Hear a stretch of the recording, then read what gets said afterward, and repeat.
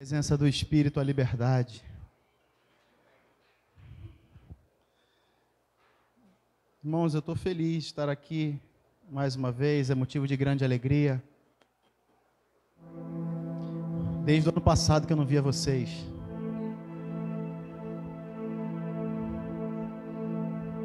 E me alegro muito de estar aqui revendo amigos, pessoas que eu queria ter dado um abraço na hora da virada, mas eu não tinha oportunidade.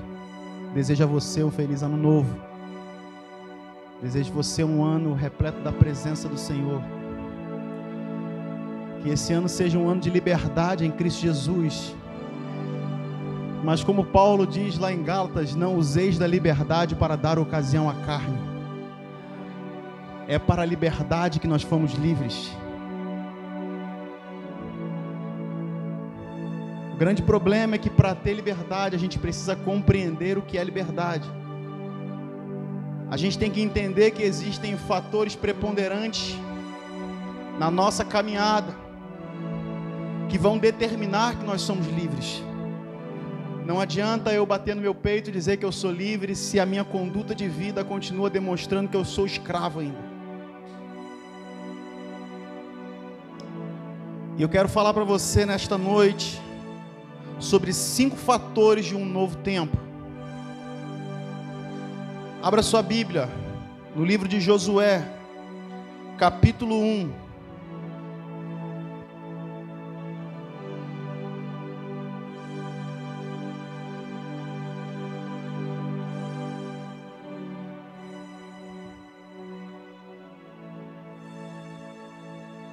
Irmãos, eu não faço distinção, eu prego para 2 pessoas ou para 100 pessoas, mas é tão bonito ver a igreja cheia. Aleluia. É tão lindo ver o povo de Deus clamando. Eu estava no meio da adoração ali, eu sentia o ambiente de adoração. E como ficar indiferente diante de um ambiente desse, né? Desde que eu cheguei aqui, na hora que eu entrei, eu sentei, o Gilberto estava ministrando ali, o Espírito de Deus já tomou meu coração, dizendo assim, ó, eu estou aqui, esse lugar é meu. Então preste atenção que Deus tem coisas para falar ao seu coração nessa noite. Deus tem verdades para liberar sobre a sua vida. Deus tem promessas para cumprir nesta noite, neste lugar. Então é necessário que você fique atento ao que Deus vai falar nesta noite. Josué capítulo 1, eu lerei até o verso 8. Depois da morte de Moisés, servo do Senhor, disse o Senhor a Josué, filho de Num, auxiliar de Moisés: Moisés, meu servo, é morto. Levanta-te agora, passa este Jordão, tu e todo este povo, a terra que eu dou aos filhos de Israel. Todo lugar que pisar a planta do vosso pé, eu tenho dado a vós, como prometi a Moisés, desde o deserto e o Líbano, até o grande rio, o rio Eufrate. Toda a terra dos heteus e até o grande mar, para o poente será o vosso termo.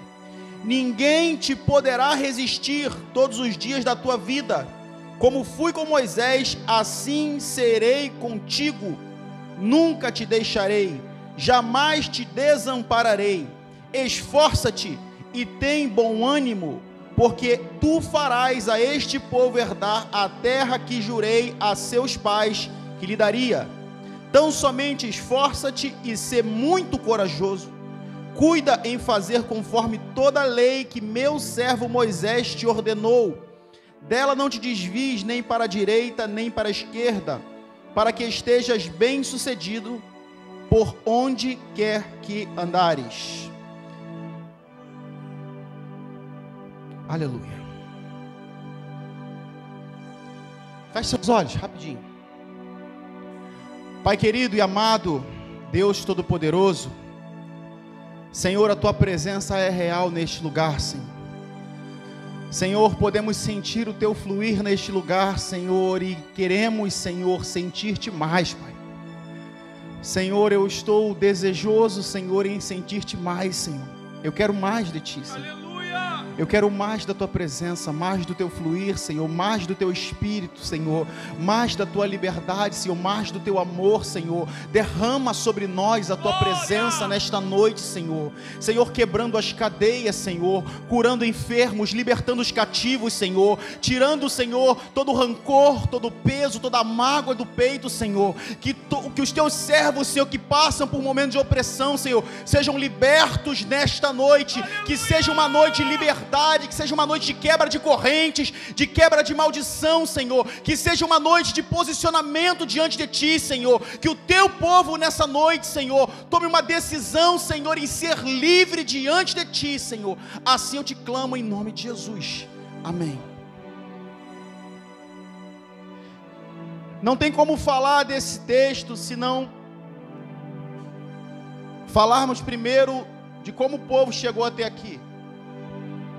Esse povo que está aqui nesse momento, nesse texto, é um povo que se encontra nas campinas de Moabe, de frente para a terra prometida.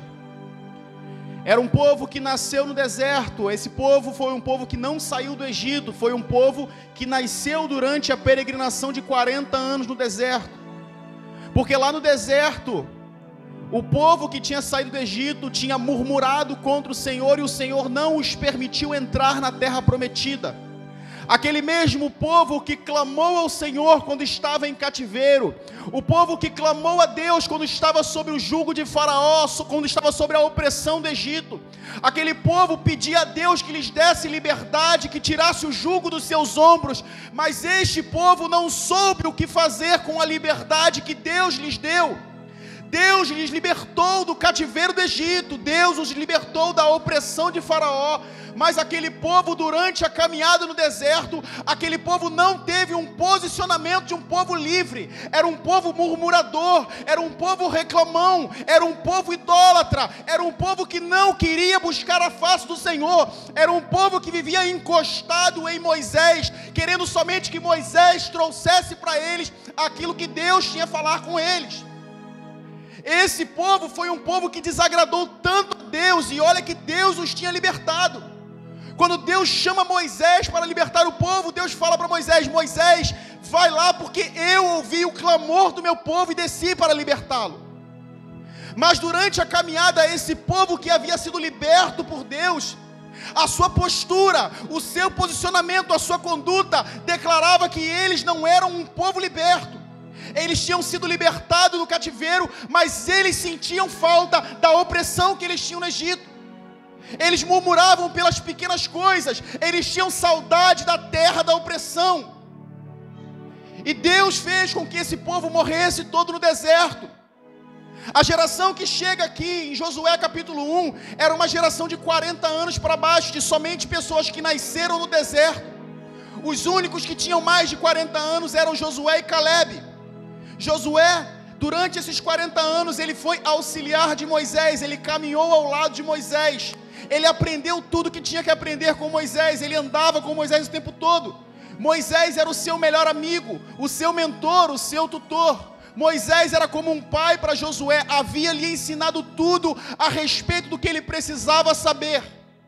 Só que o cenário aqui, antes de entrar na terra prometida, mostra que Moisés morreu. Moisés não entrou na terra. Antes de entrar na terra, Deus leva Moisés ao alto do Monte Nebo e fala assim: olha Moisés, olha a terra, mas nela tu não vai entrar. E naquele momento Deus recolhe Moisés e a responsabilidade recai sobre Josué. E por mais que esse homem tivesse estado ao lado de Moisés por 40 anos, caminhado ao seu lado e aprendido tudo o que ele precisava aprender, nesse momento Josué se encontra num estado de completa prostração. Josué se encontra abatido, desanimado, oprimido, porque ele havia perdido o seu melhor amigo.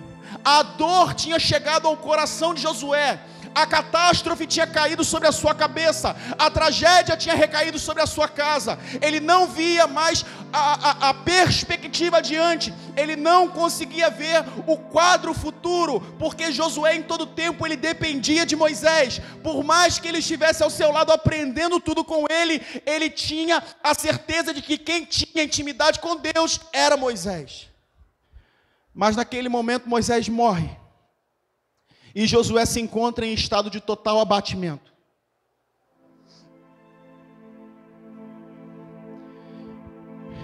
E o primeiro ponto, o primeiro fator de um novo tempo, eu quero falar para você, se você que puder anotar, anote, porque nós estamos iniciando um novo ano. Um novo ano é um novo ciclo, é uma nova oportunidade, é uma volta que a terra dá em torno do sol. Então você tem a oportunidade de fazer as coisas diferentes, você tem a oportunidade de tomar um posicionamento diante de Deus, de fazer algo novo, de ser uma nova pessoa. Josué nesse momento encontrava-se prostrado diante de Deus, caído diante do povo, e talvez o povo ao olhar Josué falava assim: o que está acontecendo? Josué está chorando. E o primeiro ponto, o primeiro fator de um novo tempo é posicionamento. Deus tem pedido de nós neste novo tempo um posicionamento. Josué se encontrava caído, abatido, e é normal eu me abater diante das circunstâncias negativas, é normal eu me abater diante da tragédia, é normal eu me abater quando eu perco alguém a qual eu amo muito, é normal eu me abater quando as coisas não saem do jeito que eu quero, do jeito que eu planejei, do jeito que eu achava que seriam, é normal. Mas Deus chega para Josué nesse momento, aqui no verso 2, e fala: levanta-te. O que é engraçado é que o mesmo Deus que diz para Josué: levanta-te, é o Deus que lá em Eclesiastes diz: há tempo para todas as coisas debaixo do sol, há tempo para chorar e há tempo para sorrir. Então, se há tempo para chorar, por que Deus não respeitou o luto de Josué? Porque há tempo para chorar, mas o tempo, ele tem que cessar. O tempo de chorar existe, mas esse tempo precisa ser cortado num determinado momento. Lá no livro de Deuteronômio a gente lê que o povo recebe uma ordenança de Deus, que eles chorariam a morte dos seus líderes por 30 dias. Durante 30 dias o povo, ele parava tudo que estava fazendo e lamentava, pranteava a morte dos seus líderes.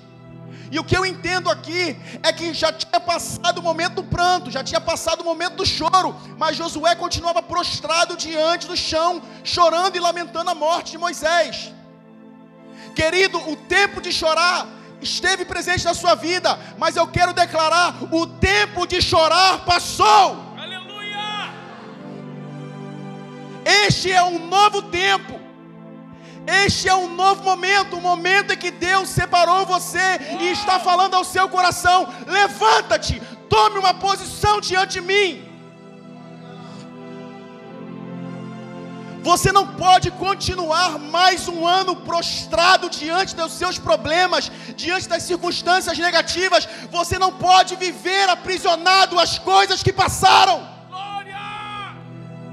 Enquanto você viver resmungando, lamentando as coisas que aconteceram na sua vida, você nunca colocará os pés na terra que o Senhor te prometeu.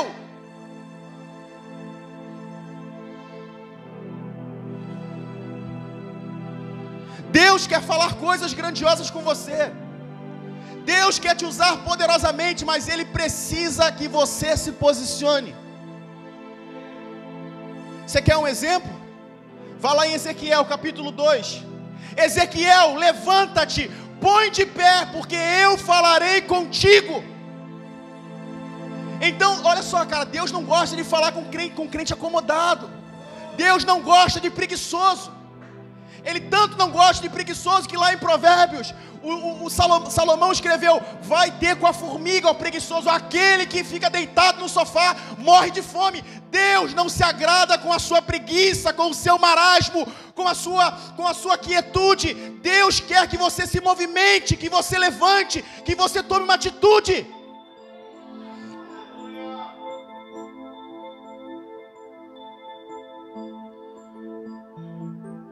Vive se lamentando: ó céu, ó vida, ó azar, nada de bom acontece comigo, nada dá certo para mim.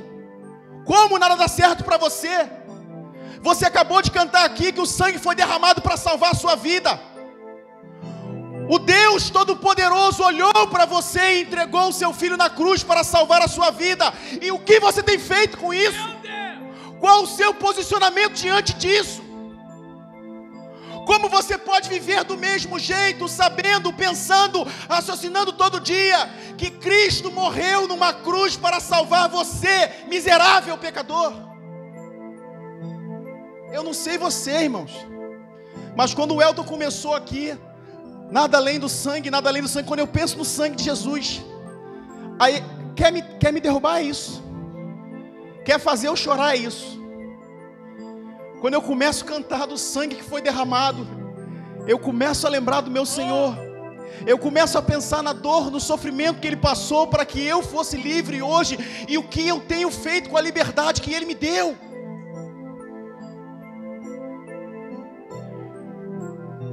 Liberdade, irmão, não é somente subir no púlpito de calça jeans e camisa de algodão para pregar. Liberdade não é você falar assim: eu não preciso dar o dízimo porque eu sou livre. Liberdade não é isso. Se você acha que liberdade é isso, você está muito enganado. Liberdade é ter o seu coração livre das coisas do mundo, mas cativo daquele que morreu por você. Eu sou livre do pecado, mas o meu coração está cativo ao meu libertador. Liberdade não é você ficar sentado de qualquer jeito. Eu posso vir para a igreja de qualquer jeito porque eu sou livre. Não, cara, você não entendeu a liberdade.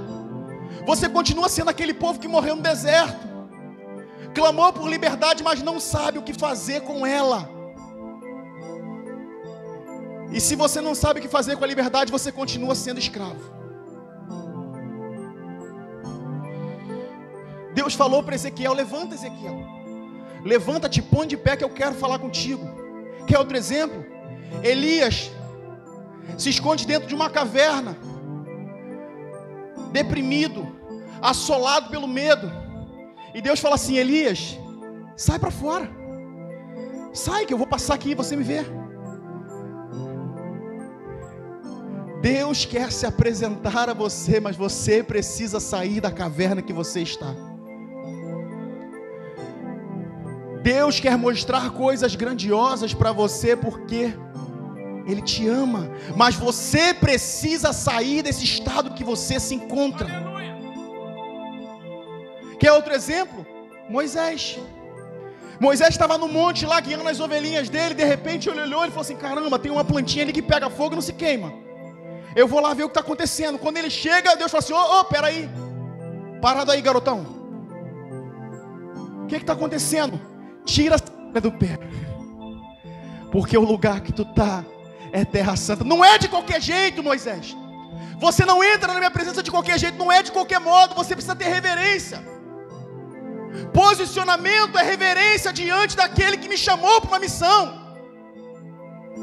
Mas reverência não é me colocar de pé para ler a palavra. Reverência é quando eu leio a palavra de Deus e me coloco de pé diante dela.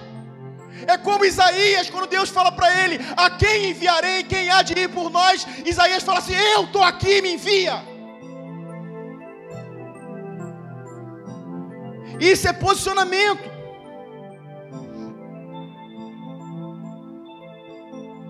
E eu quero declarar sobre a tua vida nessa noite, meu irmão. Se você crê, levanta a tua mão aí.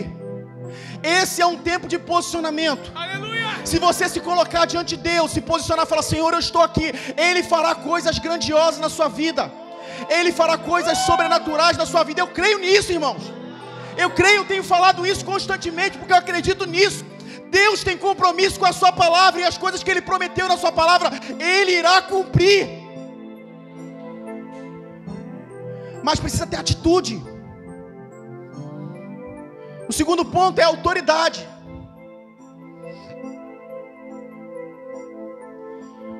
Deus fala para Josué nos versos 3 e 4: todo lugar que pisar a planta do seu pé, eu tenho dado a vós, como prometi a Moisés.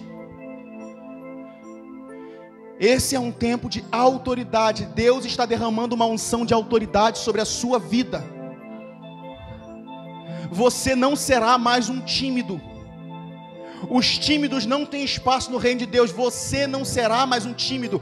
Deus está derramando autoridade sobre a sua vida. Aleluia! Você abrirá a sua boca e proclamará a palavra do Senhor aonde você estiver. Deus tem dado autoridade à sua igreja para que ela possa proclamar a sua palavra com autoridade. Sabe o que é autoridade? É ousadia. E o primeiro cara, quando eu penso em ousadia, é Moisés. O cara ousado era Moisés. Deus fala para Moisés assim, ó: Moisés, eu vou matar o povo todo. Moisés fala assim: se tu fizer isso, Senhor, risca também o meu nome. Risca o meu nome do livro da vida. Porque tu prometeu que libertaria o povo. Tu prometeu a esse povo uma terra. Então como pode tu agora falar que vai matar o povo? Senhor, se vai matar o povo, risca o meu nome também. E talvez você olhe para Moisés e fale assim: caramba, que cara abusado. Como é que esse cara fala assim com Deus? Entenda bem, queridos, Deus, Ele vela pela sua palavra para a cumprir.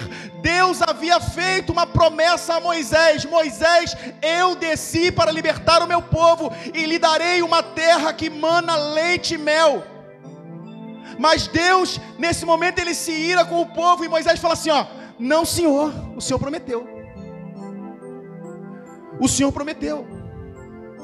Então as coisas que Deus prometeu para a sua igreja, as coisas que Ele prometeu que faria conosco, que faria neste tempo, Ele irá fazer, mas precisamos ter autoridade no mundo espiritual, ousadia para ganhar essas coisas à força.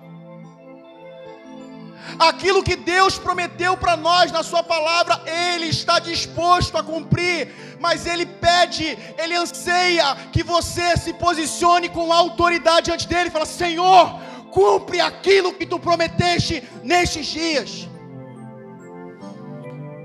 A gente está muito acomodado, irmãos, muito acomodados. Você se acostumou a sentar na sua cadeira e ser só o crente. Você não foi chamado para ser só o crente. Você foi chamado para levedar toda a massa. Você foi chamado para transformar esse mundo. Deus fala com Josué: Josué, aonde tu colocar a planta do teu pé, eu vou te dar, eu serei contigo, eu te dou autoridade. Então não existe esse negócio de: em tal lugar eu não posso ir, em tal lugar eu não posso falar. Deus está te dando autoridade para abrir a sua boca.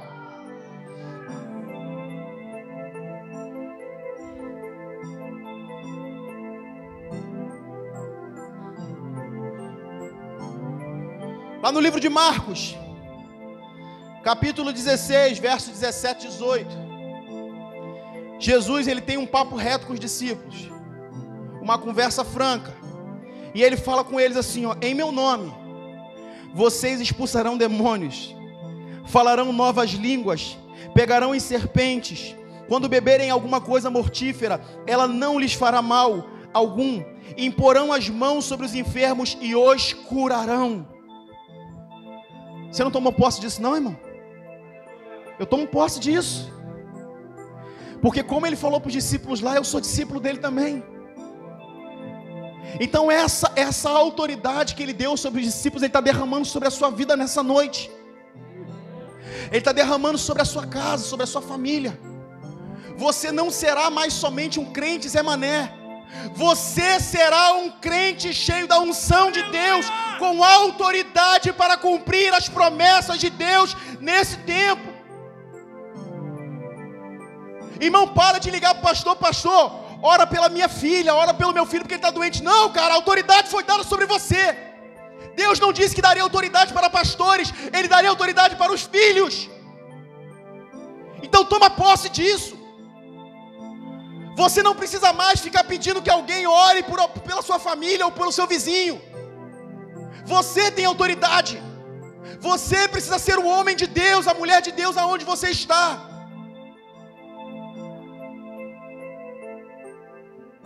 Jesus não morreu por você em vão, cara. Jesus não morreu por você em vão. Ele fala assim: em meu nome. Em meu nome, Davi. Em meu nome. E por que no nome dele? Porque ele foi o único que foi para a cruz, morreu e ressuscitou. Jesus marcou o cosmos. Existia um tempo antes de Jesus e depois de Jesus. Nenhum outro personagem marcou a história como um homem com as mãos furadas. Nenhum personagem foi tão marcante para a humanidade como aquele que foi na cruz, foi sepultado e ao terceiro dia ressuscitou.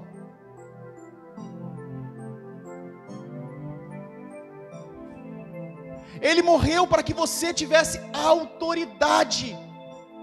A liberdade, ela vem com autoridade. Eu não sou livre somente para ficar debaixo da tutela de alguém. E é claro que nós devemos submissão aos nossos líderes, nossos pastores. Mas eu preciso compreender que a submissão que eu tenho ao meu pastor é em reverência à pessoa que ele é, porque Deus o colocou como liderança sobre a sua igreja. Mas a autoridade no mundo espiritual, eu como crente preciso ter.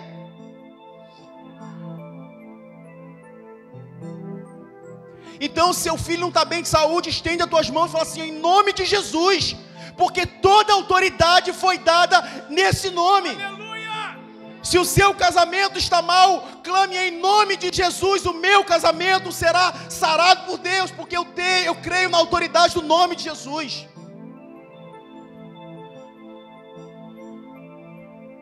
Se você está cativo, clame por esse nome, porque a autoridade está sobre o nome de Jesus. Aí sabe o que as pessoas querem hoje? As pessoas querem chamado, as pessoas querem título, querem ser reconhecidas. Entende bem, irmão? Título sem autoridade não é nada, é só um nome, é só uma sigla na frente do teu nome. É o PR Emerson, é o PB Vander, é só uma sigla. Se eu não tomar posse da autoridade que Deus me deu para cumprir o chamado que Ele tem na minha vida, é só uma sigla. Davi, quando foi ungido por Samuel, Samuel chegou e derramou azeite sobre a cabeça daquele menino. A palavra diz que desde aquele dia o Espírito repousou sobre ele e não saiu mais dele. Davi ainda demorou anos para tomar posse daquilo que Deus tinha prometido para ele. Deus tinha declarado para ele, tu serás rei. Mas desde menino a unção de rei já estava sobre a cabeça dele. E tu pensa que aquela unção ficou escondida? Que nada, cara. Davi, quando vai no campo de batalha, ele vê o gigante desafiando o povo. O gigante fala, não tem homem aí para me desafiar não. Diante de um exército, e olha que aquele exército tinha homens valentes. Quando você vê a história daqueles homens que estavam ali, eram homens que com uma lança mataram 200, 300. Eram homens que com as mãos mataram 100. Mas diante daquele homem, diante do filisteu, eles olharam e eles ficaram amedrontados. Mas aquele menino que tinha uma unção sobre a sua vida, sobre a sua cabeça, ao olhar para aquele homem afrontando o exército do Senhor, ele falou assim, ó, quem é esse cara que desafia o Deus dos exércitos? Que afronta o Deus dos exércitos? Que insulta o Deus Todo-Poderoso? Quem é esse cara? E Davi fala assim, eu vou lá enfrentar ele. Se ninguém tem autoridade, eu tenho. E ele diz para o filisteu, olha, tu vem para mim com lanças e escudos, mas eu vou a ti, em nome do Deus dos exércitos, do Deus Altíssimo. Então Davi entendia que havia uma unção, uma autoridade sobre a sua vida. Ele fala assim, eu não vou com armas, cara, não entende bem. Entende bem, a armadura do rei não cabe em mim. O escudo do rei é pesado. A palavra descreve que Saul, ele diante dos homens de Israel, ele batia do ombro para cima. Ele era maior que todo mundo e Davi era um menino. Imagina Davi tentando colocar a armadura de Saul, o escudo de Saul. Ele falou, não, isso é pesado demais para mim. Mas eu não preciso das armas humanas, porque o que há sobre minha vida é muito maior. Davi, o gigante, tem 3 metros, mas a unção de Deus, ela excede todo entendimento. A autoridade de Deus sobre a minha vida é muito maior que esse problema, que essa circunstância, que essa barreira. Para de reclamar, irmãos. Eu não tenho paciência com crente reclamão não, irmãos. Não tenho paciência não. Você precisa se libertar disso. Cristo te libertou.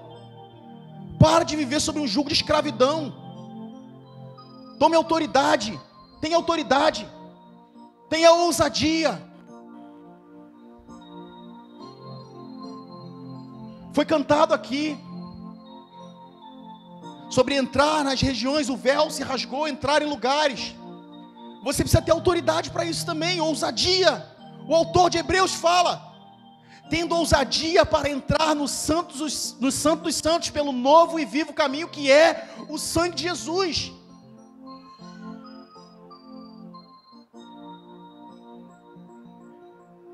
Eu preciso ter autoridade para isso, irmãos. Ter ousadia. O terceiro ponto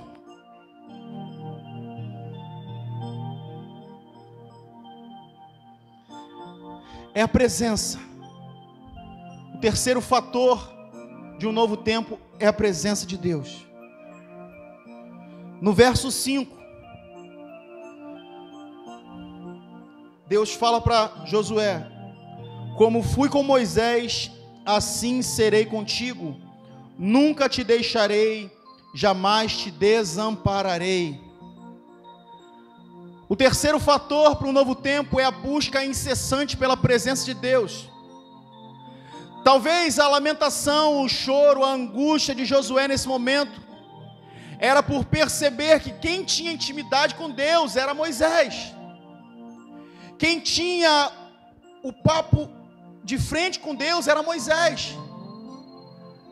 É muito lindo, eu sei que já repeti isso aqui, já falei isso aqui outras vezes, mas é muito lindo, eu sempre fico meditando nisso. Moisés, ele vivia com o povo no meio do arraial, mas ele tinha uma tenda fora do arraial, longe do povo.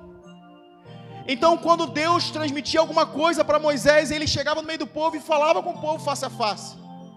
Mas quando Moisés tinha questões a resolver com Deus, tu acha que ele falava na frente dos outros? As questões que Moisés tinha para resolver com Deus, ele não falava na frente dos outros. Quando Moisés queria tratar com Deus, ele falava assim: ó, eu vou lá para minha tenda para encontrar com o meu Deus.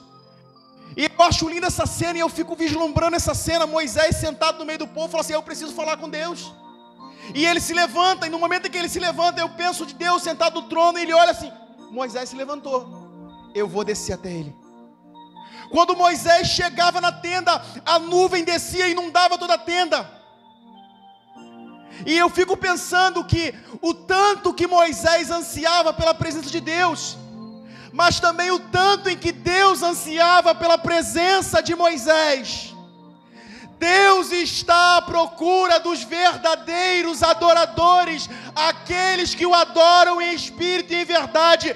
A esses Deus visitará e encherá a sua tenda com a sua presença.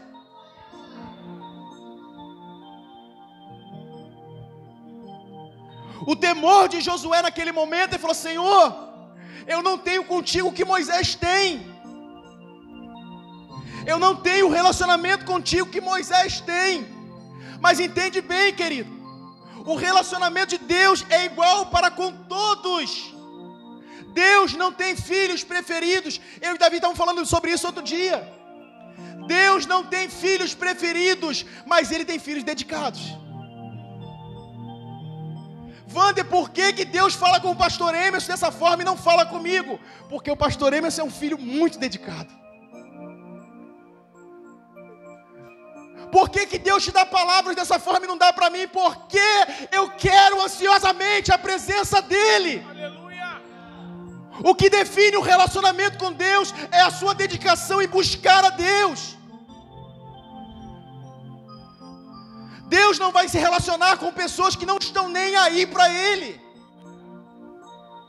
E sinto muito, meu irmão, em dizer isso para você, mas talvez o seu posicionamento dentro dessa igreja, dentro dessa casa de adoração, diante dessa presença, diante desse mover, diante desse ambiente, seja de uma pessoa que não está nem aí para a presença.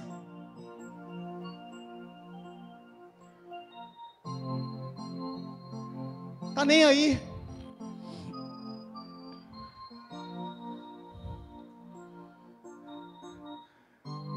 Tem gente que está tanto tempo na igreja e fala assim: cara, eu não sei nem o que é isso que você está falando de presença de Deus. Nunca experimentou ser tocado por Deus no seu interior e ser quebrantado e não conseguir falar, chorar de alegria, de emoção, de constrangimento.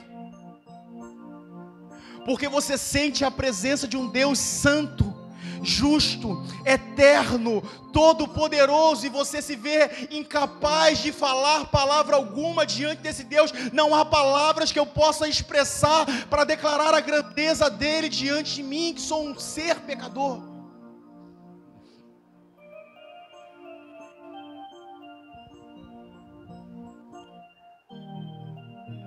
Mas eu almejo ansiosamente pela presença de Deus. Entende bem, querido? A presença de Deus não pode ser algo que você somente sente aqui no domingo.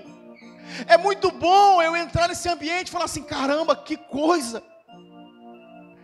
Mas a presença de Deus não pode ser algo esporádico na minha vida. Não pode ser algo corriqueiro. Eu preciso buscar essa presença a todo momento. A gente olha para os caras da Bíblia, para Moisés, para Josué, para Elias, e fala assim, cara, esses caras são inalcançáveis, esses caras fizeram coisas maravilhosas. A gente coloca esses caras num pedestal e acredita que nós não conseguimos fazer as coisas que eles faziam. A grande diferença desses caras para nós é a intensidade com que esses caras buscavam a Deus. É igual quando você pega para estudar os grandes avivalistas do século XIX. Tu fala assim, cara, aqueles caras eram excepcionais. A diferença deles para você é que aqueles caras, eles desejavam a Deus ardentemente. Tiago, escrevendo sobre Elias, ele fala assim, Elias era um homem sujeito às mesmas paixões que nós. Elias era um homem comum, era um homem que pecava, era um homem que caía, era um homem que errava. Mas Elias tinha um diferencial na sua vida. Elias orou incessantemente, e por 3 anos não choveu naquela terra. Então a oração, o relacionamento daquele cara para com Deus fez a diferença na sua vida, transformou o ambiente em que ele vivia. Elias orou e o fogo desceu do céu. Sabe por quê? Porque ele orou, e coisa que ele fazia era orar. Relacionamento é intimidade, relacionamento é busca. Eu não me relaciono, eu não sou casado com a Sabrina somente um dia ou outro. É todo dia eu acordo e durmo sendo casado, tendo uma aliança com ela, honrando, respeitando e valorizando a aliança que Deus construiu. Dessa mesma forma é o meu relacionamento com Deus. Eu preciso buscar ansiosamente a presença dEle, porque Ele tem uma aliança comigo. Mas sabe o que acontece, irmãos? Começa o ano novo, você promete a Deus que vai emagrecer, você fala que vai parar de ver coisas inapropriadas, você fala que vai parar de pecar, vai parar de fazer isso, vai parar de fazer aquilo. Mas você não fala, Senhor, eu vou gastar mais tempo contigo. Eu vou me trancar contigo no quarto e só vou sair de lá quando tu vier. Moisés era assim, cara. Quando Moisés falava assim, eu quero falar com Deus, ele ia lá e Deus ia falar com ele. Deus aguarda ansiosamente por você. Deus está esperando você. Não pensa que Deus vai te pegar no meio de todo mundo aqui para falar contigo. Não, Deus quer falar contigo como ele falava com Moisés. Vai lá naquele quarto escuro, vai lá naquele lugar onde ninguém te vê e tenha um papo reto com Deus. Conte para Ele o que passa no seu coração. Diga para Ele quem você é. Diga para Ele quem você é, sem máscaras, sem mentiras, sem enrolações. Ele conhece você. Na igreja você pode ser uma pessoa que a gente não conhece verdadeiramente, mas quando você está diante de Deus e fala, Senhor, aqui estou eu, Senhor. Ele fala assim, eu sei quem você é. Talvez eu não conheça você, as suas práticas, as suas atitudes, mas existe um Deus que governa todas as coisas. E Ele contempla o seu coração, Ele sabe quem você é. E Ele deseja ansiosamente que você fale com Ele, porque Ele quer tratar você, Ele quer curar você. Josué pensava, Senhor, como poderei eu Mas Deus fala, assim como fui com Moisés, serei contigo. A minha presença é a mesma. Então eu declaro sobre a sua vida nessa noite, irmão. Assim como Deus foi com Moisés, Ele será contigo também. Você será o cara que fala com Deus face a face. Você será a mulher que fala com Deus face a face. Esse será um ano em que falaremos com Deus e Ele responderá às nossas súplicas. Um ano de intimidade, um ano de relacionamento, um ano de presença intensa, constante de Deus.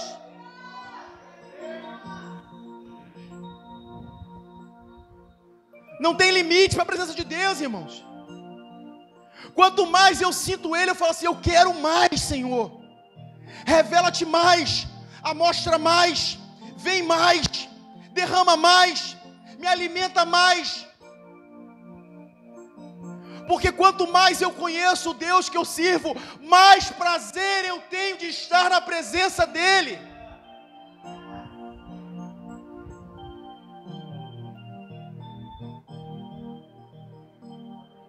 Aí eu lembro de Davi.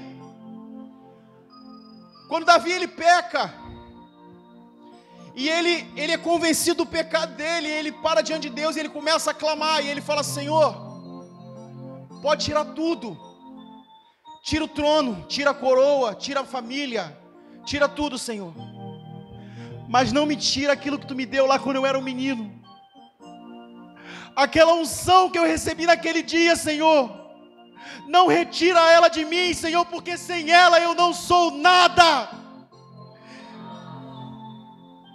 Sem a coroa eu posso viver, sem o trono eu posso viver, sem o reconhecimento eu posso viver, mas sem a sua presença eu não consigo seguir em frente, Senhor. Precisamos dar valor ao que tem valor, dar importância ao que tem importância. Meu Deus! Precisamos buscar a presença dEle, porque sem a presença dEle não há razão de estar aqui. Oh meu Deus! Sem a presença dEle, somos somente um vaso de barro vazio, sem nada para oferecer. É a presença dEle em nossas vidas que faz toda a diferença.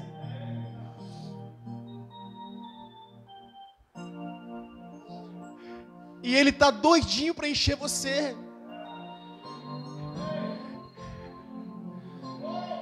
Ele está doidinho para falar com você, para pegar o teu coração e virar você de cabeça para baixo.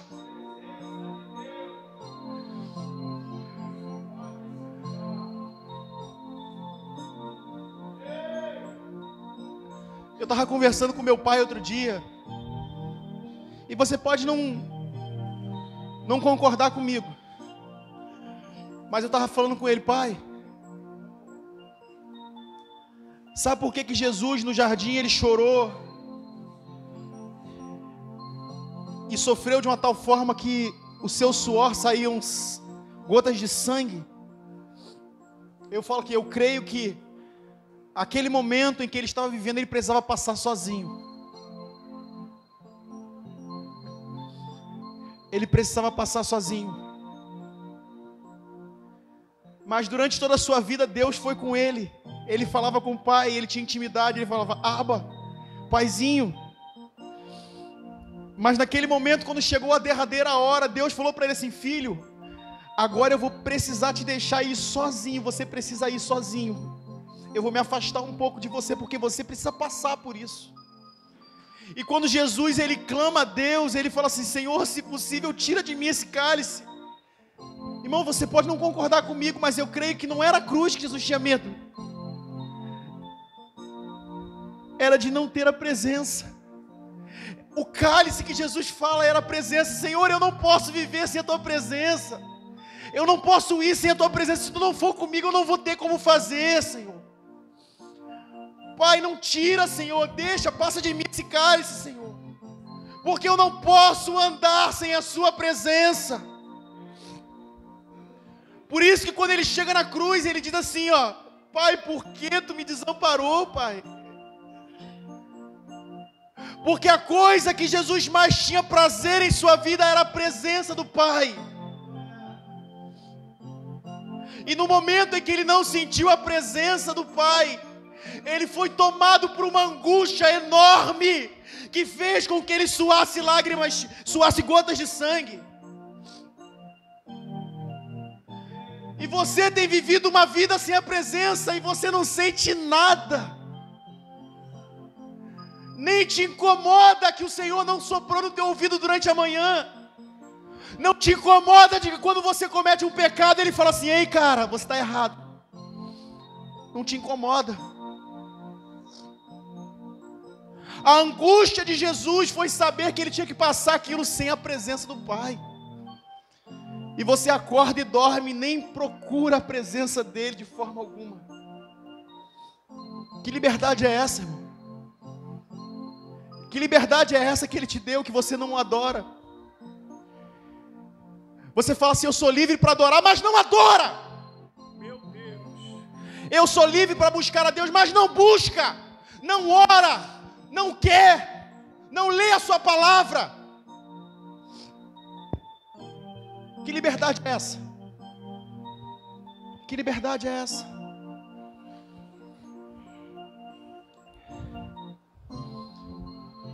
O quarto fator de um novo tempo é a referência. Lá no verso 6,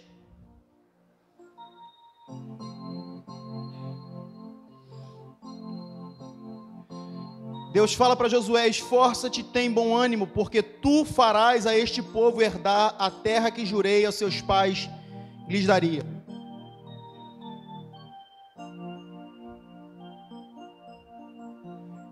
Entende bem, irmãos? Nos livros da lei, Deus fez uma promessa para o seu povo, e muitos têm usado essa promessa de forma errada. Muitos têm pregado e usado essa palavra de uma forma equivocada. Deus prometeu ao seu povo: se vocês me servirem, se vocês forem obedientes à minha voz, se vocês forem fiéis aos meus mandamentos, vocês serão cabeça e não cauda. Aí o cara pega essa palavra e usa num contexto completamente diferente para dizer que você precisa ser rico, você precisa ser próspero porque você foi colocado para ser cabeça. Que nada, cara, isso não tem nada a ver. O próprio livro da lei, dentro de Deuteronômio, diz que o cabeça era o homem justo, o homem íntegro, o homem que ensinava as outras pessoas, o homem que traria uma palavra de verdade, o homem que as pessoas olhariam e falariam assim: esse cara é digno de ser copiado, de ser seguido. Então eu quero dizer uma coisa para você: Deus te colocou nesse tempo como cabeça e não como cauda. Deus te colocou nessa geração para que você seja uma referência aonde quer que você vá. Deus fala para Josué aqui, ó: tu farás esse povo herdar a terra que eu dei para eles. Mas Deus já não tinha dado a terra? Tinha. Mas ele fala assim para Josué: Josué, é tu que vai fazer isso. Então tem coisas que Deus, Ele já prometeu e Ele vai realizar, mas Ele olha para você e fala assim: ô Elton, é tu que vai fazer.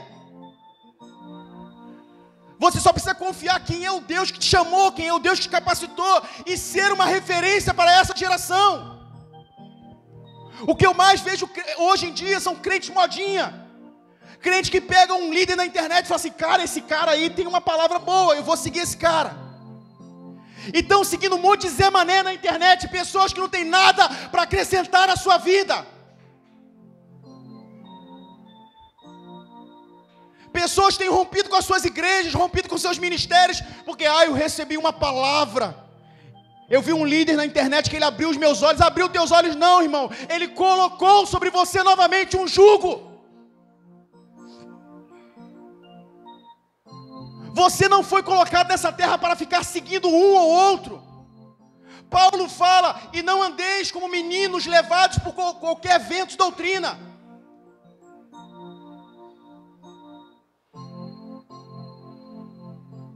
Você nasceu para ser uma referência.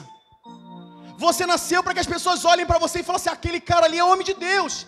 Lá vai o homem de Deus, lá vai a mulher de Deus.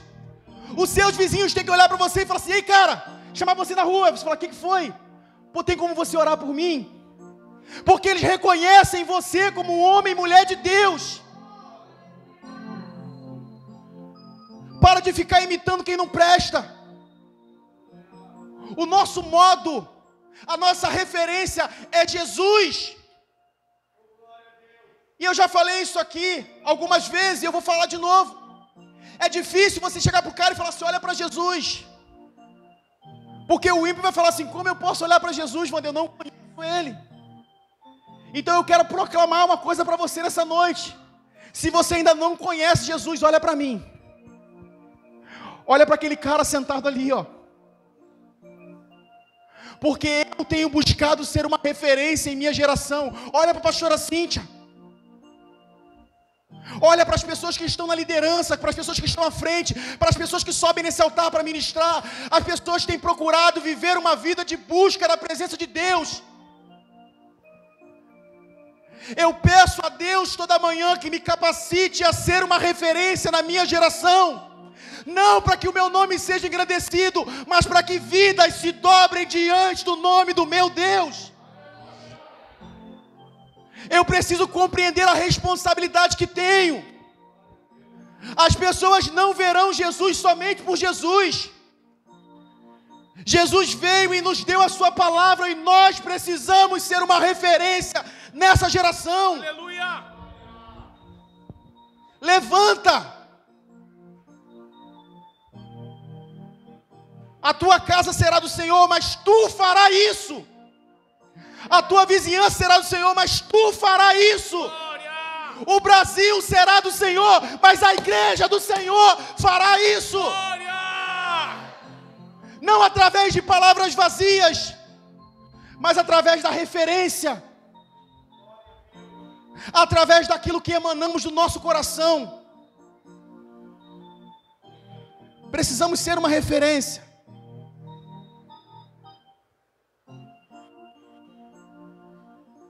Você foi chamado para ser o cara diferente, cara. Não seja mais um. Você não pode ser o cara que é somente mais um na multidão. Você foi chamado para ser o cara diferente. As pessoas têm que olhar e falar assim, lá no meu trabalho tem um cara, que aquele cara é homem de Deus. Aquele cara pensa em Deus. Aquele cara fala de Deus, aquele cara emana, ele tem cheiro de Deus. Irmão, outro dia eu fui com a Sabrina na praia. E quando o guardador de carro veio para falar comigo, eu fiquei com uma alegria enorme, porque eu olhei para ele e falei assim, você é crente? Aí ele falou assim, sou, você também é, né?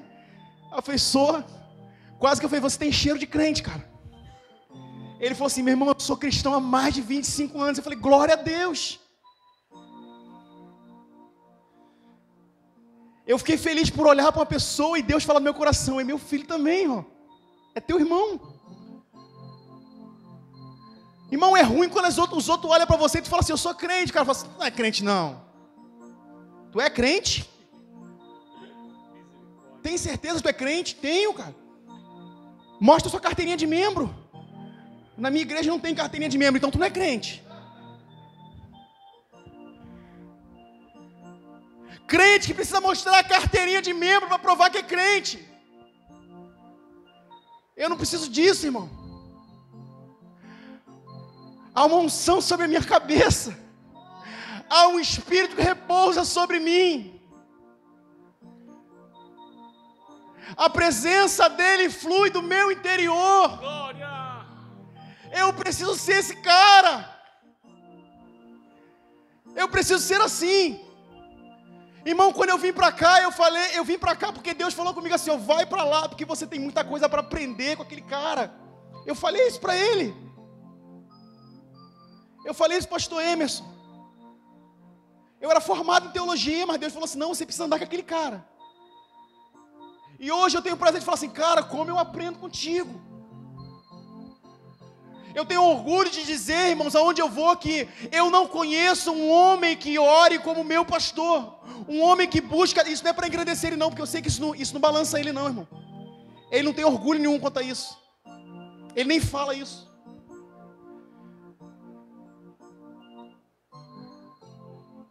Mas se hoje eu aprendi a orar é por causa dele. É porque eu olhei para ele e falei assim, eu quero ser igual aquele cara, eu quero orar.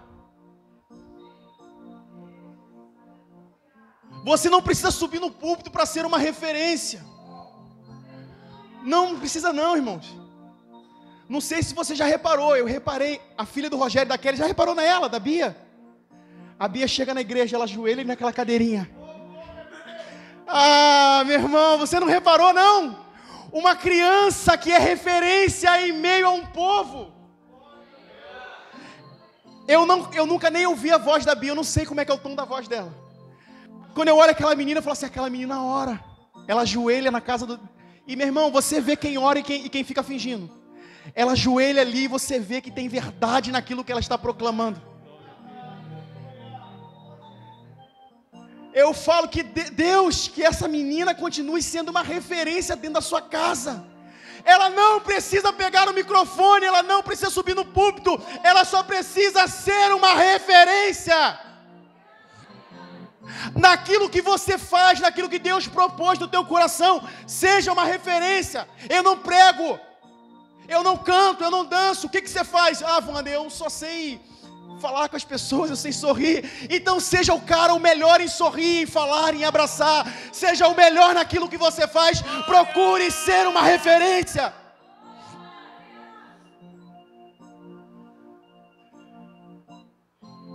Entende bem, querido, Deus não chamou todo mundo para ser pregador, pastor, profeta. Não chamou todo mundo não.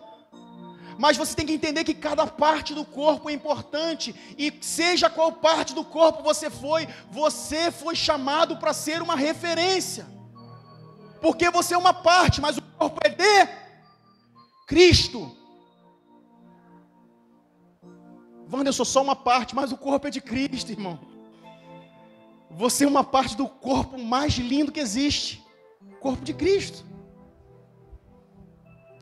Então, aonde eu estiver, onde eu colocar a planta do meu pé, eu preciso ser uma referência. Preciso. Eu não posso pegar aquilo que Deus me deu, aquilo que Deus fez por mim e guardar dentro de uma gaveta. Por isso que eu tenho tanto prazer.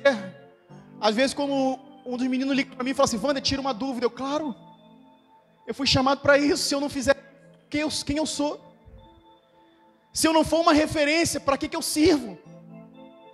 Se eu não servir para orientar os outros, para ajudar os meus irmãos, para que eu sirvo no corpo? Então ser referência é ser útil dentro do corpo. Para que as pessoas olhem para mim e falem assim, cara, eu quero ser igual aquele cara.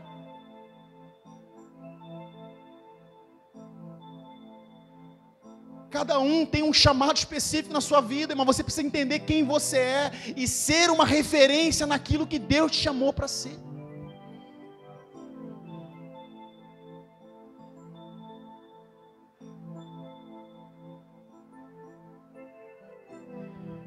O sexto fator,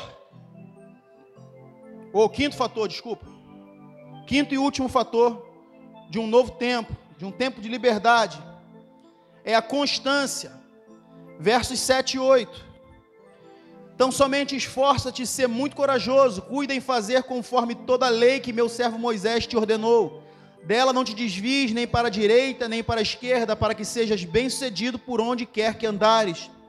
Não se afaste da tua boca o livro desta lei, medita nele dia e noite, para que tenhas cuidado de fazer conforme tudo o que nele está escrito, então farás prosperar o teu caminho e serás bem sucedido. Irmãos, constância é continuidade. Constância é se manter focado em realizar uma tarefa, sempre no mesmo ritmo, sem desanimar ou desviar do seu propósito. Então, quando Deus ele orienta Josué, ele fala assim, Josué, medita nessa lei dia e de noite, não afaste da tua boca o livro dessa lei, porque ele te fará prosperar. Ele fará os seus caminhos serem prósperos, serem bem-sucedidos. Você precisa ser constante. Não é assim, pegar a Bíblia e falar assim, eu vou ler a Bíblia hoje, e ler hoje, e ficar um mês sem abrir a Bíblia. Eu estava falando com a Sabrina outro dia, eu sou muito resmungão, irmãos. Eu sou muito resmungão. Quem não me conhece, talvez não perceba, mas eu sou resmungão. E eu estava parando outro dia, falando assim, rapaz, eu fico às vezes olhando. Uns crentes que botam a Bíblia no vidro do carro para dizer que é crente. Aí a Sabina falou assim, mas às vezes o cara está levando a Bíblia para a igreja. Eu falei assim, o problema é que o carro não está na igreja, mas a Bíblia continua ali. O cara está em casa, mas a Bíblia está dentro do carro. A Bíblia está lá pegando sol, ressecando, ficando dura, ficando amarela, e o cara está dentro de casa, no ar-condicionado. Só bota a Bíblia ali para dizer que é crente, para chegar na igreja, pegar. A Bíblia só sai do vidro do cara quando chega na igreja. Na porta da igreja, a Bíblia sai do vidro e entra na igreja. Durante a semana toda fica no vidro do carro. Talvez ele já deixe ali para que ele não esqueça onde a Bíblia está. Quando ele vai para a igreja no domingo, ele já sabe que a Bíblia está dentro do carro. É o cara que é inconstante. Ele só precisa de Deus no domingo. Ele só precisa ler a palavra no domingo. E às vezes nem lê. Às vezes quando o pastor fala assim, abre a sua Bíblia, ele fala assim, estou com tanta preguiça. Vou ver no retroprojetor. Ele não tem nem o trabalho de abrir a Bíblia mais. E olha só, eu sou um cara da antiga. Eu gosto do retroprojetor. Mas o retroprojetor, irmãos, ele para o preguiçoso, ele foi uma bênção. O cara que não gostava de procurar na Bíblia, quando o pastor falou assim, abre lá em Naum. O cara falou, rapaz, não sei onde é Naum. O retroprojetor ajuda esse cara de uma maneira terrível. E eu não gosto de preguiçoso. Aí eu falo assim, o retroprojetor é bom, a gente consegue ler junto. Mas o cara que é preguiçoso, esse cara não abriu a Bíblia nunca mais. O dia que o retroprojetor quebrou, esse cara vem para a igreja e fala assim, rapaz, onde é que é Naum? Onde é que não tem isso na Bíblia? Acho que o pastor está inventando, Dé. Pessoa inconstante, irmãos. É crente só quando convém. Quando o bicho pega, quando a corda aperta, ele vai lá, Deus, tem misericórdia de mim. Aí Deus fala assim, mas quem é você? Eu não te conheço. Você precisa ser conhecido de Deus. Nós precisamos ser conhecidos de Deus, por isso que ele fala assim, seja constante. Não te aparte da tua boca o livro dessa lei. Você começou o ano cheio de gás, falando assim, esse ano eu vou orar todo dia. Orou no dia 1º, dia 2º já não orou. Tem ali o relógio de oração, toda hora, todo dia, na mesma hora, tem um horário marcado ali esperando você. Esperando você. Tem horário vago ali, não tem, pastor? Não tem horário vago? Tem horário vago ali esperando você.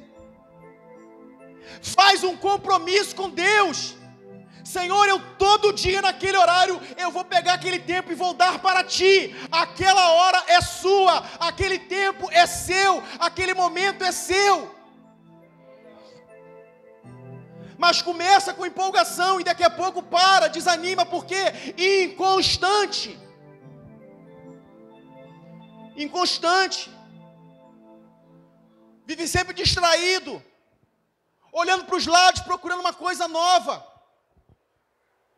Paulo diz, olha para o alvo, esquece das coisas que para trás ficam, olha para frente, olha para o alvo, mantenha a sua vista focada em uma coisa e segue. O mesmo Paulo diz lá em 1 Coríntios, capítulo 15, portanto, meus amados irmãos, sede firmes e constantes, sempre abundantes na obra do Senhor, sabendo que o vosso trabalho não é vão no Senhor.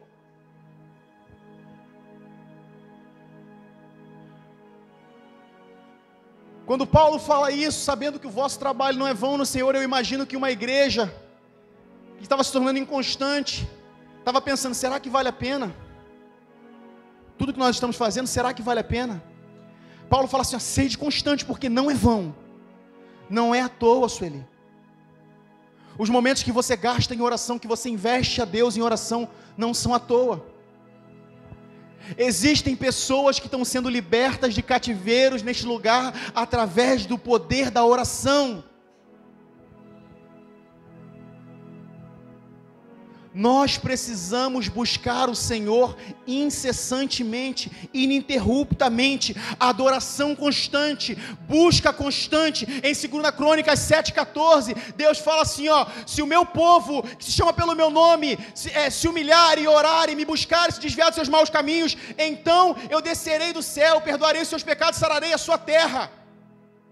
Então Deus fala de um povo que o busca, e o busca de todo o coração, de um povo que deseja ansiosamente a sua presença. Não é adorar somente num dia, é adorar constantemente, manter constância, manter-se íntegro no mesmo caminho, na mesma direção.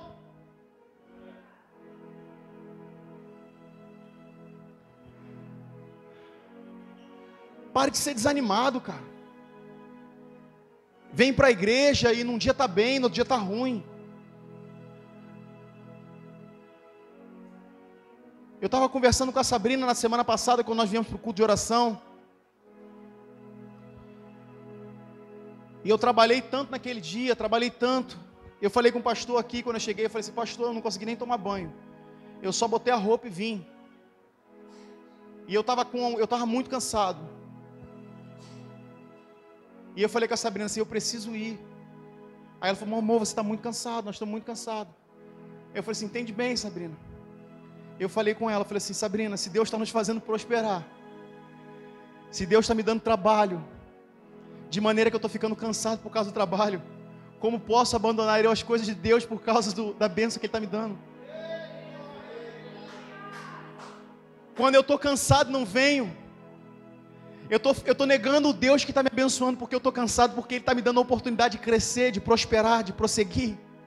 Aí eu falo assim: não, eu não vou buscar Deus não. É aí que você tem que buscar, irmão. É aí que você tem que adorar, porque se esse Deus, Ele estende a sua mão de misericórdia sobre a sua vida, você não sendo merecedor, é aí que você tem que buscar e adorar esse Deus.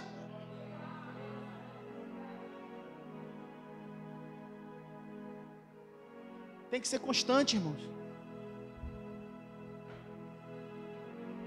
Tira essa cara de macambúzio que você está aí. Todo dia desanimado. Um dia está bem, outro dia está ruim. Eu fico pensando naquela mulher, na Sunamita aqui. E quando perguntaram para ela como vai, ela vai tudo bem. O filho dela estava morto, cara, mas ela vai tudo bem. Porque ela tinha um propósito na vida dela. Eu preciso falar com o profeta. Eu preciso ir lá encontrar o profeta. As pessoas que me perguntam pelo caminho como vai, elas não me importam. Elas não vão fazer diferença na minha vida. Não vai adiantar eu contar para elas o meu problema. Eu tenho que contar o meu problema para quem pode resolver o meu problema. Ah, Wander, mas a minha vida é tão difícil. Conta para Deus. Não despeja no teu irmão. Não despeje no lugar de adoração, conta para Deus. Está sofrendo, traz para o altar do Senhor, coloca aqui e fala: Senhor, a minha causa é essa, resolve o meu problema, porque eu creio em Ti.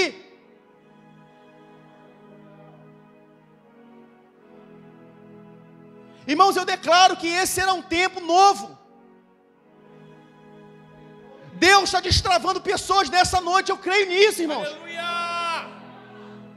Pessoas inconstantes vão ser curadas nessa noite, vão ser destravadas no mundo espiritual. Glória! Esse espírito de resmungação, de murmuração que vai sair da sua vida nessa noite, em nome de Jesus. Você adentrará na terra que o Senhor te prometeu, com alegria e cântico de júbilo, porque grandes coisas fez o Senhor.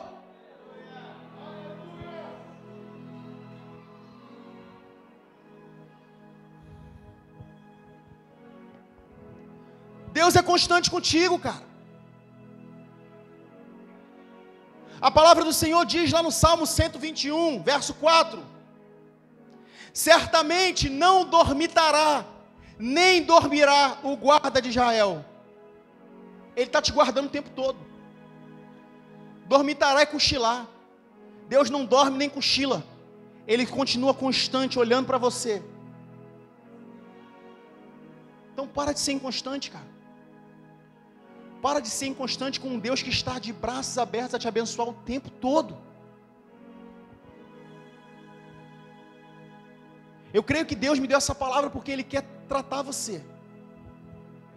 Deus quer tratar corações. É um novo ano que se inicia, é um novo tempo. É uma nova jornada. Irmãos, eu tenho fé que Deus fará grande coisa esse ano, eu tenho fé nisso. Eu creio nisso, irmãos, eu tenho meditado muito, eu tenho falado muito sobre isso, meditado muito sobre isso. Eu li o livro do Charles Finney e isso mudou minha vida nesse sentido. O Charles Finney diz que Deus, Ele tem compromisso em cumprir a sua palavra. E eu falei, Senhor, Tu vai cumprir. Eu preciso ser ousado, irmãos. Eu preciso ser ousado. Senhor, Tu prometeu. Deus falou para Moisés, falou assim, Moisés, eu vou matar todo mundo, que aquele povo não presta. Moisés falou assim, não, Senhor, Tu prometeu que levaria aquele povo até a terra. Tu não vai fazer isso. Eu imagino Deus olhando para Moisés e falando assim, que cara ousado, cara abusado, rapaz. Esse cara é abusado. Irmãos, eu declaro um espírito de ousadia sobre a sua vida. Você proclamará diante de Deus que as bênçãos que Ele prometeu serão cumpridas esse ano. Deus cumprirá a sua promessa nesse ano. Deus fará coisas grandiosas. A igreja do Senhor fará neste ano as coisas maiores que Jesus prometeu que ela faria. Eu creio nisso. Eu creio que no abrir dos nossos lábios, demônios fugirão de nós. Eu creio que no abrir dos nossos lábios, pessoas serão curadas, pessoas cativas serão libertas, pessoas oprimidas serão restauradas. A glória do Senhor se manifestará nesse ano, neste lugar, porque eu creio na palavra do Senhor.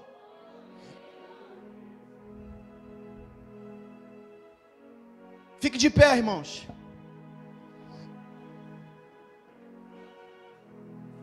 Chamar o ministério de louvor aqui na frente.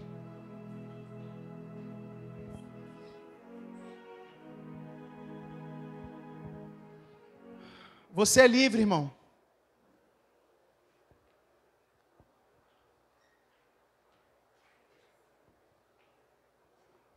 Um novo tempo se inicia e é um tempo de liberdade em Deus.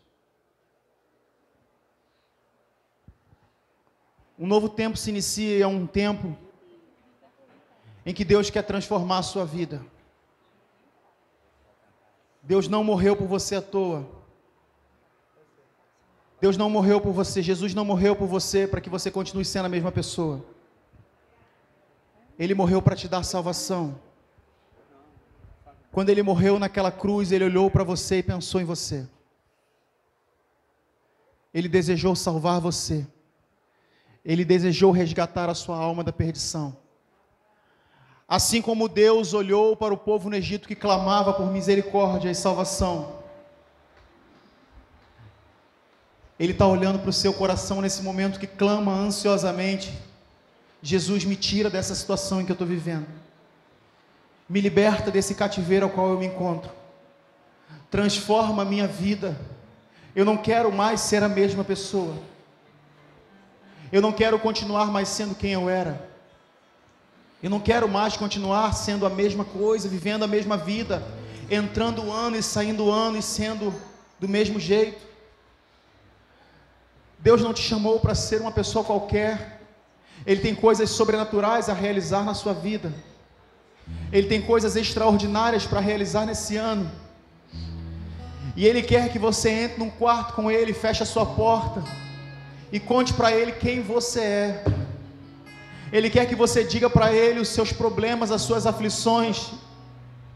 Não se envergonhe de falar com Ele, Ele conhece seu coração. Talvez o seu pecado, talvez a sua vida seja muito vergonhosa para expor diante dos outros.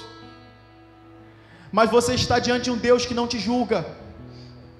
De um Deus que diante de uma mulher adúltera falou assim, mulher, onde estão os teus acusadores? Eu não te condeno, eu te perdoo. Um Deus que está disposto a todo tempo a oferecer perdão aos seus filhos. Um Deus que está disposto a oferecer restauração para aqueles que o buscam. Um Deus que estende as tuas mãos para o pobre e oprimido para sará-lo e curá-lo. Um Deus que prometeu que quebraria as cadeias e quebraria as correntes e romperia os grilhões dos cativos e oprimidos. Se há alguma opressão sobre a sua vida nessa noite, Se você clamar pelo nome de Jesus, essa opressão cairá por terra.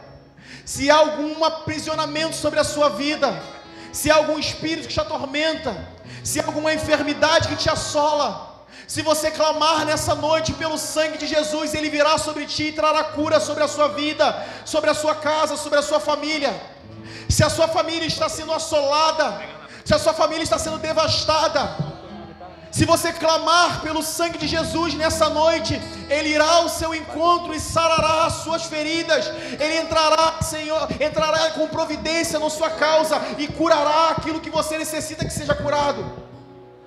Só precisa que você tenha um posicionamento diante dEle. Ele só pede para você: levanta-te, põe de pé, que eu falarei contigo.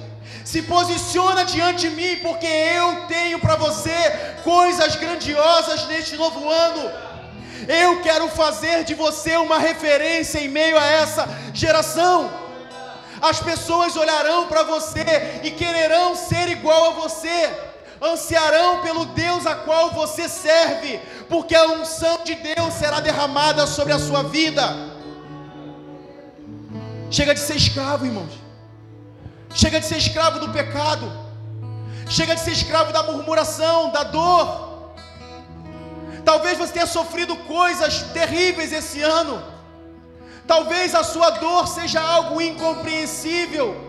Talvez você não consiga suportar o peso que está sobre a sua vida. Mas eu declaro que nessa noite, o Deus Todo-Poderoso quer tirar dos seus ombros o seu jugo. O Deus Todo-Poderoso quer tirar o peso das suas costas. Ele quer te dar restauração. Ele quer renovar a sua mente, o seu coração. Ele quer fazer de você nova criatura. Ele quer te levar a um lugar de entendimento e conhecimento da pessoa dEle. Ele quer falar contigo no secreto. Ele quer te acordar na madrugada para conversar contigo. Basta você querer. Basta você colocar a mão no seu peito e falar: Senhor, eu quero isso para mim. Senhor, eu quero viver esse novo tempo. Eu quero ser essa pessoa. Eu quero que esses fatores estejam sobre minha vida, Senhor. Eu quero me posicionar diante de Ti, Senhor. Confesso, Senhor, que eu fui, Senhor, até hoje omisso a tudo aquilo que tem revelado nesse lugar, Senhor. Mas a partir de hoje, Senhor, eu quero viver intensamente a Tua presença nesse lugar, Senhor. Eu quero, Senhor, ter autoridade no mundo espiritual, Senhor, para que aonde eu coloque a planta dos meus pés, a Tua glória seja derramada. Eu quero, Senhor, estender as mãos sobre os enfermos e eles sejam curados, Senhor. Eu quero dar vista aos cegos, Senhor. Eu quero proclamar a palavra de salvação para aqueles, Senhor, que não veem salvação mais para a sua vida, Pai. Senhor, eu quero isso para mim. E eu desejo isso para você também. Feche seus olhos, vamos louvar a Deus.